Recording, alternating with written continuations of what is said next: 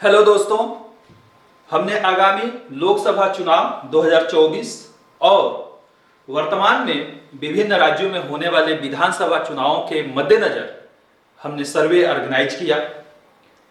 हमारे सर्वे का जो मुख्य स्टेट थे वो मध्य प्रदेश और हरियाणा थे।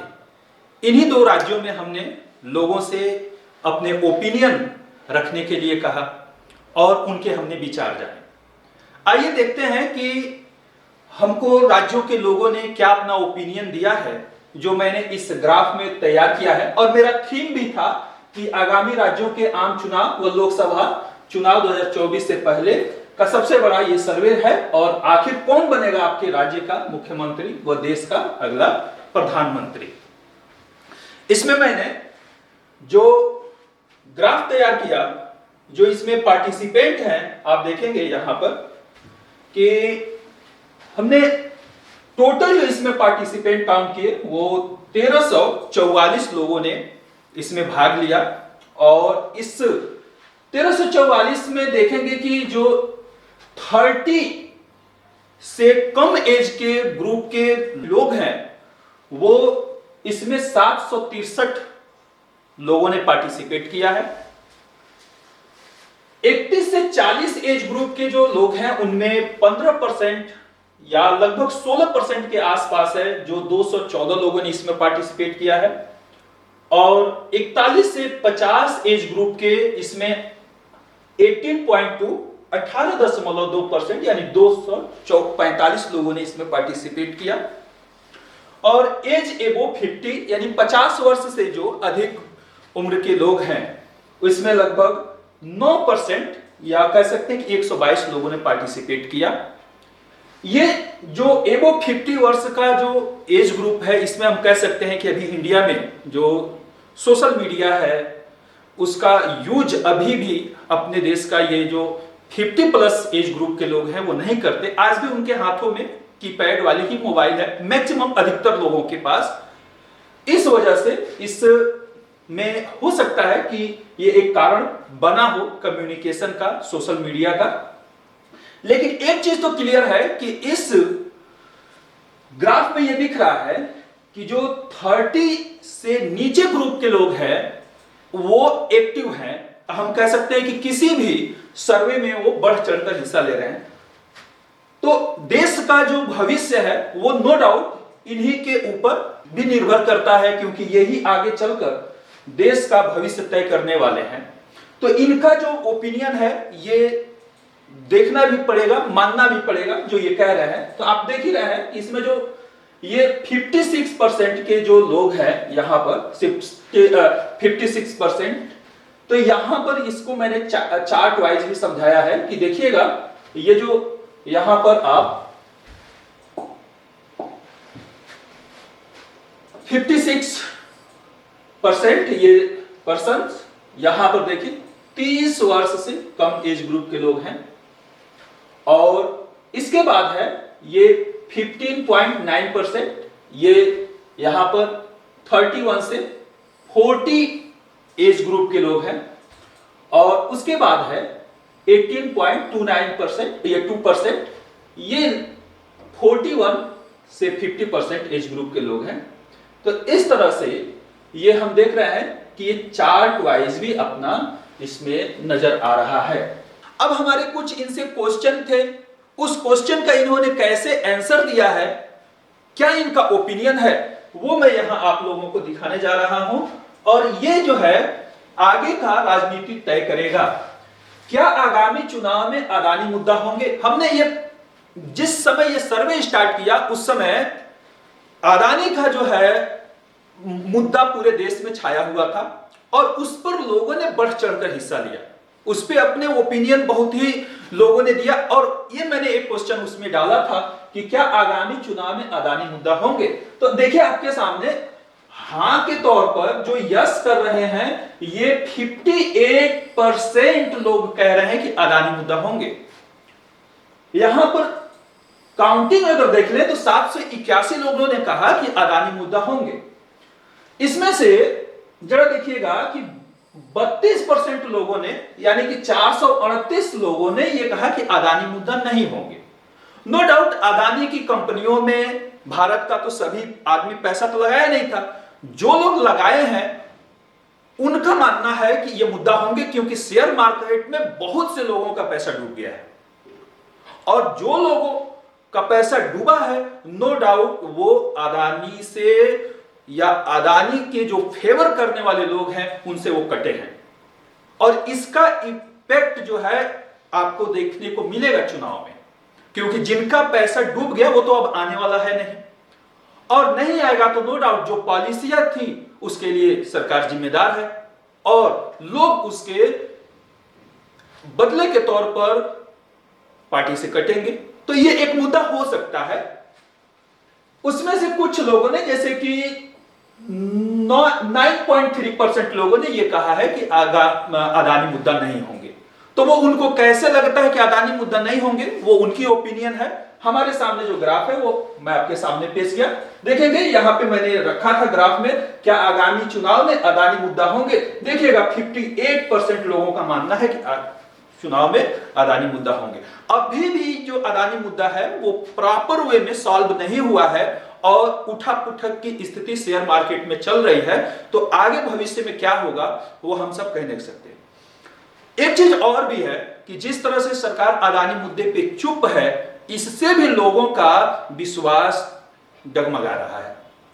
आगे देखते हैं जो हमारा नेक्स्ट क्वेश्चन था लोगों से, उसमें देखिए लोगों ने क्या अपना ओपिनियन रखा है। अगला चुनाव था कि आपकी निगाह में आगामी चुनाव का मुद्दा क्या होना चाहिए। पिछले चुनाव में हमने कई तरह के मुद्दे देखे, जिस मुद्दों पर सरकारें बनी भी और सरकारें गई भी। लेकिन अगले चुनाव के लिए जो हमने पूछा है कि आपकी निगाह में आगामी चुनाव का मुद्दा क्या होगा, तो जरा देखिएगा इसमें ये पूरा चार्ट है। इसमें कुछ लोगों ने यहां पर अदानी को पहले नंबर पे रखा है। नो डाउट उनका अपना व्यक्ति है, लेकिन एक चीज मैं जो दिखाना चाहता हूं उस पर जरा गौर करिएगा। इस पूरे चार्ट में आप देखिएगा यहां पर अदानी है, यहां पर देश की सिक्योरिटी है, यहां पर एजुकेशन है, यहां पर इन्फ्लेशन है, यहां पर अनएम्प्लॉयमेंट है, फिर से देखिए अनएम्प्लॉयमेंट है, यहां पर महंगाई और बेरोजगारी है, फिर यहां पे शिक्षा एवं व्यापार है। इसमें एक चीज आपको नहीं दिखा और वो है धर्म की राजनीति। जो देश में ये राजनीति हो रही है, धर्म की राजनीति, हिंदू मुस्लिम की राजनीति, वो इस सर्वे में लोगों ने अपने ओपिनियन में कहीं रखा ही नहीं है। ये एक बहुत अच्छा संकेत है दोस्तों। आने वाले चुनाव में धर्म की राजनीति गायब हो जाएगी और लोग इस बात को अब समझ भी गए हैं कि ये धर्म की राजनीति ज्यादा दिन चलने वाली नहीं है और लोग इस पर बहुत ही तीखी प्रतिक्रिया, बहुत तीखा रिएक्ट कर रहे हैं। इसलिए अब सरकार को और विपक्षी नेताओं को यह समझ जाना चाहिए कि लोगों को अब धर्म की राजनीति में उलझाया नहीं जा सकता। लोगों को चाहिए महंगाई, बेरोजगारी से छुटकारा, अनएम्प्लॉयमेंट से छुटकारा। लोगों को रोजगार चाहिए। कब तक लोग धर्म की राजनीति में आपस में एक दूसरे से उलझे रहेंगे? सब लोग विकास करना चाहता है, सुख शांति चाहता है। इसलिए अब धर्म की राजनीति देश में नहीं चलने वाली है। यह हम नहीं, देश के लोगों का ओपिनियन है, देश के लोग ये कह रहे हैं। तो नेता लोगों को भी जागरूक हो जाना होगा कि अब ऐसा ना हो कि धर्म की राजनीति उनके लिए उल्टा पड़ जाए। आगे चलते हैं। नेक्स्ट हमारा जो सर्वे का क्वेश्चन था, मुद्दा था, वो ये था, क्योंकि चुनाव होने वाले हैं, इस समय बहुत सारी चीजें चल रही हैं देश में। उसी में आपने देखा था कि राहुल गांधी की भारत जोड़ो यात्रा भी चल रही थी। तो हमने इस ओपिनियन में ये भी मुद्दा उठा दिया कि राहुल गांधी की भारत जोड़ो यात्रा को कैसा मानते हैं। हमने लोगों से पूछा, लोगों का इसमें रिएक्शन देखिए। इसके ओपिनियन में 47% लोगों का कहना है कि यह सफल रहा है, आंशिक सफल। कुछ लोगों ने इसको 22 22.7%, 22.7% लोगों ने कहा कि ये आंशिक तौर पे सफल रहा है।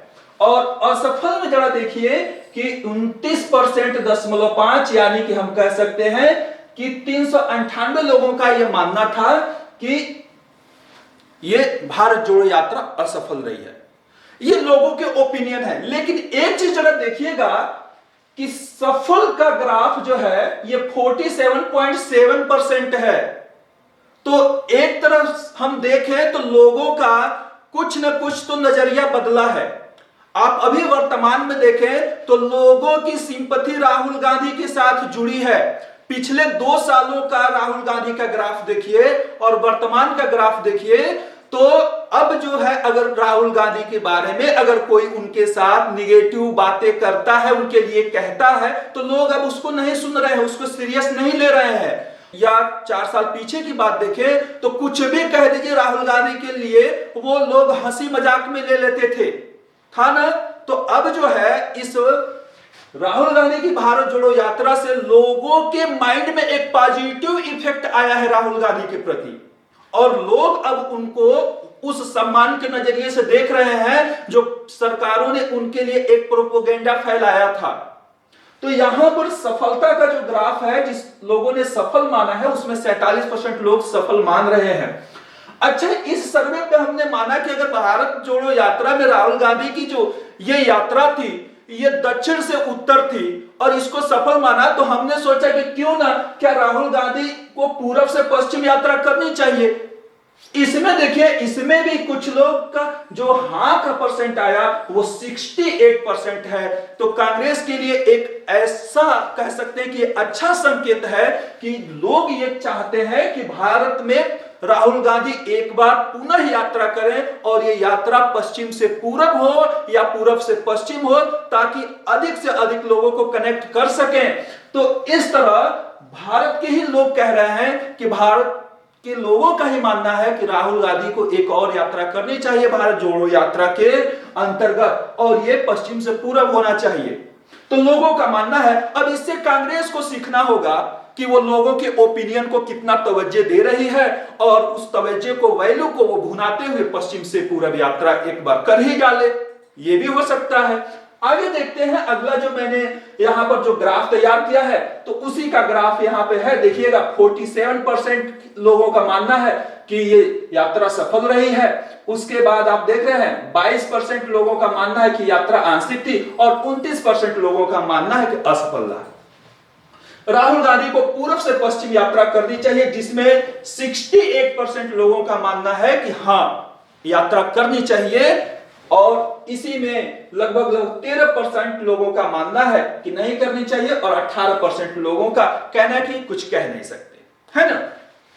नेक्स्ट देखते हैं। अब इसके बाद जो हमारा अगला इसमें क्वेश्चन है वो ये हमने बनाया है कि आप अपने राज्य के मुख्यमंत्री के रूप में किसे देखना चाहते हैं और आप प्रधानमंत्री के रूप में किसे देखना चाहते हैं। इन 2 क्वेश्चन पे हमारा जो वीडियो होगा, सर्वे होगा, वो नेक्स्ट वीडियो में मैं रिलीज करूंगा। इस पे भी हमारा सर्वे हो चुका है और इस सर्वे को हम अगले वीडियो में आपसे शेयर करेंगे। इसके लिए आप भी इस शेयर और कमेंट के साथ हमें बताएं कि आप इसको कैसे देखते हैं। आपके राज्य का मुख्यमंत्री कौन होगा और देश का प्रधानमंत्री कौन होगा। धन्यवाद।